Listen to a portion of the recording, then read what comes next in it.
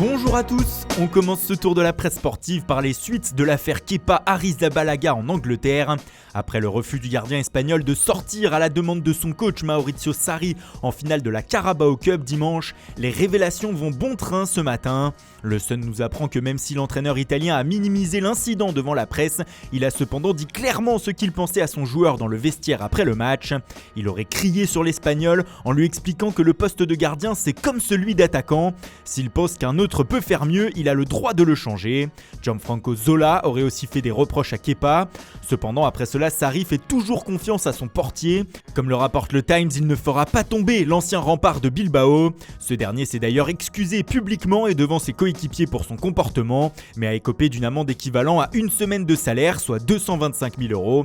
Kepa pourrait même être aligné demain en championnat contre Tottenham, ce que rapporte le Daily Star dans son édition du jour. Mais même si Chelsea tente de minimiser l'affaire, les conséquences semblent lourdes au sein du club. En effet, selon le Daily Mail, c'est carrément la guerre à l'intérieur du vestiaire des Blues.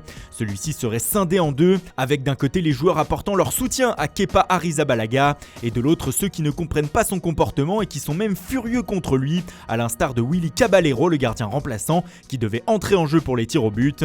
Le Daily Express va plus loin en expliquant que Kepa n'est soutenu que par les joueurs espagnols de l'effectif et qu'il s'est mis à dos une bonne partie du vestiaire. Cependant, comme le rapporte The Independent, David Luiz a tenté d'éteindre l'incendie hier et a déclaré que la prestation de dimanche contre Manchester City montrait que les joueurs soutenaient encore Sarri. Ils devront encore le démontrer demain contre Tottenham.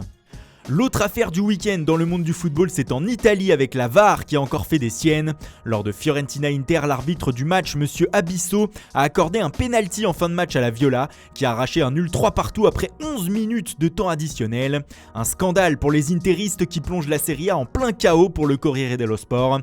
L'utilisation de l'assistance vidéo depuis le début de saison est de plus en plus critiquée et la VAR est remise en cause. Pour ce qui est de l'arbitre du match, la Gazzetta dello Sport rapporte que Abisso a été suspendu 3 matchs et aura ensuite interdiction d'arbitrer l'Inter jusqu'à la fin de la saison. Cependant, pour les Milanais, ça ne suffit pas. Giuseppe Marotta a notamment déclaré que le dégât de cette erreur était incalculable et qu'il s'agissait de la plus grosse erreur depuis que la VAR a été mise en place.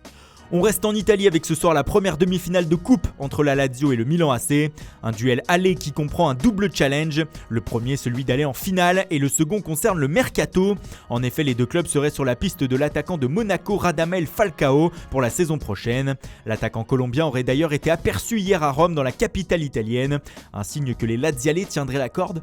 Direction l'Espagne maintenant avec demain le premier classico de la semaine en demi-finale retour de la Coupe du Roi entre le FC Barcelone et le Real Madrid.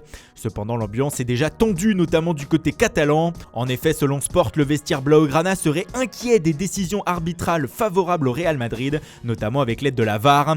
Pour le quotidien, c'est même alarmant au sein de l'effectif du Barça. Ils pensent que les merengues ont délibérément cherché à déstabiliser l'utilisation de l'arbitrage vidéo.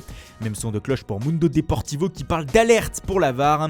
Dernier exemple en date, le penalty obtenu en fin de match par le Real à Levante et qui laisse les Madrilènes dans la course au titre.